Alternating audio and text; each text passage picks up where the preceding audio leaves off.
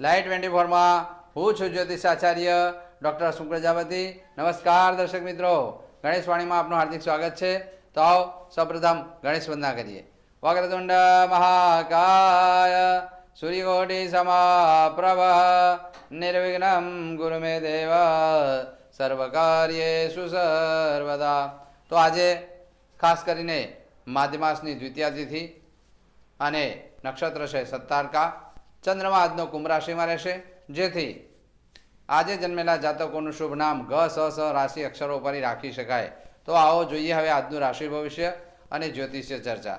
સૌપ્રથમ વાત કરીએ મેષ રાશિ. મેષ રાશિના જાતકો માટે આજના દિવસે અણધાર્યા લાભ મળી શકે, સામાજિક પ્રતિષ્ઠા વધે અને મિત્ર સર્કલમાં એક જબરજસ્ત ઇવેન્ટ થઈ શકે. તો આજે તમારે શું કરવું, શું ના કરવું.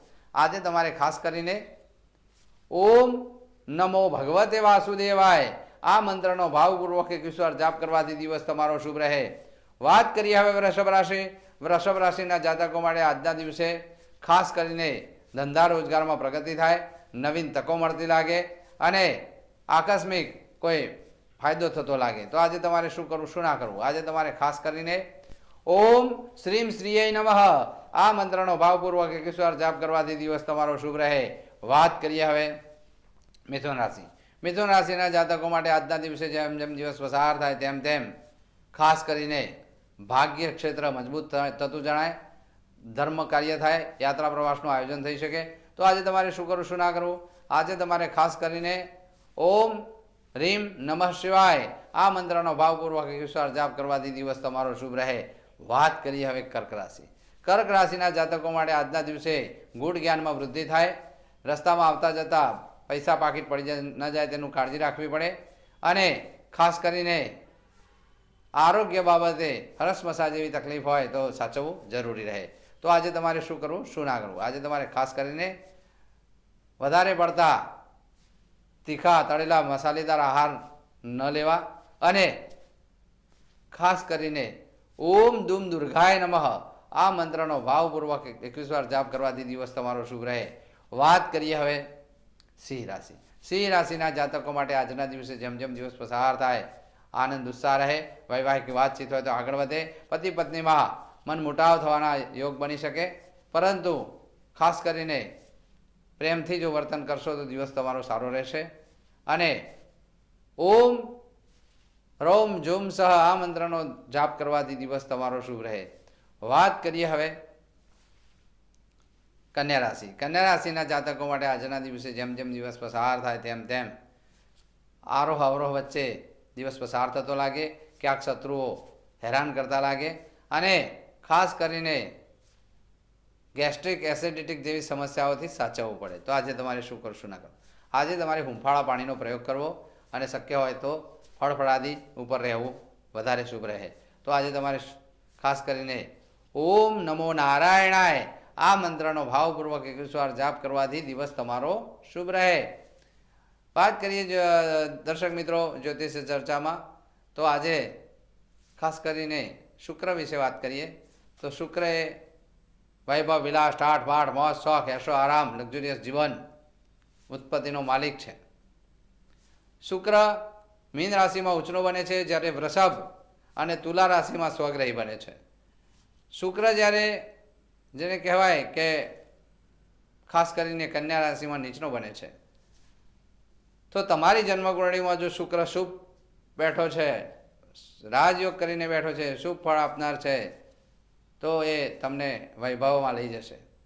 શુક્ર ખાસ કરીને વાત કરીએ તો કેન્દ્ર સ્થાનમાં જો બેઠો હોય 1, 4, 7, 10મા સ્થાનની અંદર અને સ્વગ્રહી હોય તો એ માલવ્ય મહાપુરુષ નામનો રાજયોગ કરે છે, વૈભવની છોડો આપે છે, લક્ઝુરિયસ જીવન આપે છે. શુક્ર એ તમને જીવનની એક નવી આયામ ઉપર લઈ જાય છે. અને શુક્ર સ્વગ્રહી હોય, ઉચ્ચનો હોય, શુક્ર બુધ સાથે હોય તો એ પ્રમાણે તમને સારા પરિણામો આપે છે.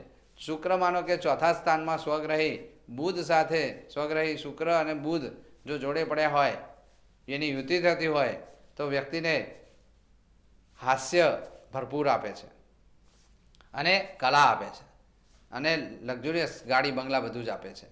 તો એવી રીતે શુક્રના જે શુભત્વના પરિણામો છે, માનો કે શુક્ર ખરાબ થઈને બેઠો છે 6-8 સ્થાને, તો એ અશુભ ફળ આપનાર છે. શુક્ર સ્ત્રીનો કારક છે. જેનો શુક્ર ખરાબ હોય પુરુષની કુંડળીમાં તો એને સ્ત્રીનું સુખ હંમેશા ઓછું મળે છે, દુઃખી થાય છે માણસ. અને ખાસ કરીને શુક્ર જો શુભ કરવો હોય તો કેવી રીતે કરશો? એને ઉપાય શું? હંમેશા દરેક સ્ત્રીને રિસ્પેક્ટ કરો, પોઝિટિવ વર્તન કરો, વિવેક રાખો, માન સન્માનથી બોલાવો. હા, ખાસ કરીને જો પોતાની પત્ની હોય તો એને સૌથી વધારે પ્રેમની પરિભાષામાં લઈ જાઓ, એને દુઃખી ના કરો. એને દુઃખી કરવાથી, હટ કરવાથી, કારણ કે આજકાલ ઘણા લોકો પત્નીને એક કામવાળી પણ સમજતા હોય છે. ઘણા ઘરોમાં સ્ત્રી એટલે બસ એને બધું કામ જ કરવાનું, બીજું બધું આવે એટલે કે આનું આમ નહીં, આમ નહીં, આના માટે આ નહીં કરવાનું. તો એ સ્ત્રી જ્યારે દુઃખી થાય છે ત્યારે તમારો શુક્ર ખરાબ થઈ જાય છે. એટલે પહેલાં પહેલું તો દરેક સ્ત્રી માટે, એમાંય પત્ની માટે, શુક્ર જો તમે ખરાબ કરવા જશો, મતલબ કે તમે સારું નહીં કરો, એના પ્રત્યેનો પ્રેમ નહીં રાખો તો શુક્ર ખરાબ થશે. માટે એના પ્રત્યે પ્રેમ રાખો. તમારી જોડે ગમે એટલા ધનના ઢગલા હશે ને પણ દુઃખી થશો જો સ્ત્રીને પ્રેમ નહીં આપો તો. એટલા માટે આ વસ્તુ છે. શુક્રવારે ખાસ કરીને ચણા ખાવા, શુક્રવારે ખાસ કરીને જેને કહેવાય કે ઓમ રીમ શુક્રાય નમઃ આ મંત્રનો જાપ કરવો જોઈએ. શુક્ર સિવાય ઉત્પત્તિ સંભવ નથી. શુક્રના નામ ઉપરથી શુક્રનું નામ પડ્યું છે. માટે તમારું શુક્ર ક્યાં છે, કેવી રીતે પડ્યો છે, અશુભ છે કે શુભ છે, આવો અમારી પાસે, તમને જરૂરથી બતાવીશું કે શુક્ર તમને શુભ ફળ આપે છે કે નહીં, અથવા તો એના માટે શું કરવું જોઈએ. વાત કરીએ હવે આગળ તુલા રાશિ. તુલા રાશિના જાતકો માટે આજના દિવસે જેમ જેમ દિવસ પસાર થાય તેમ તેમ ખાસ કરીને આનંદ ઉત્સાહ રહે, પ્રેમીજનથી મિલન મુલાકાત થાય, પૌત્ર પૌત્રાદિકના કાર્યો સફળતા જણાય. તો આજે તમારે શું કરવું, શું ના કરવું? આજે તમારે ખાસ કરીને ઓમ રીમ કુલદેવ્યાય નમઃ આ મંત્રનો ભાવપૂર્વક 21 વાર જાપ કરવાથી દિવસ તમારો શુભ રહે. વાત કરીએ હવે વૃશ્ચિક રાશિ. વૃશ્ચિક રાશિના જાતકો માટે આજના દિવસે ખાસ કરીને લાગણીઓમાં બહુ ડૂબવું નહીં અને પોતાના નવીન કાર્યોમાં પ્રગતિ જણાય. વાહન મકાનનું વિચારતા હોય તો આજે નક્કી થવાના પણ યોગ બને છે. માટે ઓમ દુમ દુર્ગાય નમઃ આ મંત્રનો ભાવપૂર્વક જાપ કરવાથી દિવસ તમારો શુભ રહે. વાત કરીએ ધનુરાશિ. ધનુરાશિના જાતકો માટે ખાસ કરીને જોમ જુસ્સો વધતો જણાય. ક્યાંક ને ક્યાંક કલામાં ફાયદો થઈ શકે, ક્યાંક ટૂંકી મુસાફરીના યોગો બને અને રોમેન્ટિક મૂડ રહે. તો આજે તમારે શું કરવું, શું ના કરવું? આજે તમારે ખાસ કરીને ઓમ નમો નારાયણાય આ મંત્રનો ભાવપૂર્વક 21 વાર જાપ કરવાથી દિવસ તમારો શુભ રહે.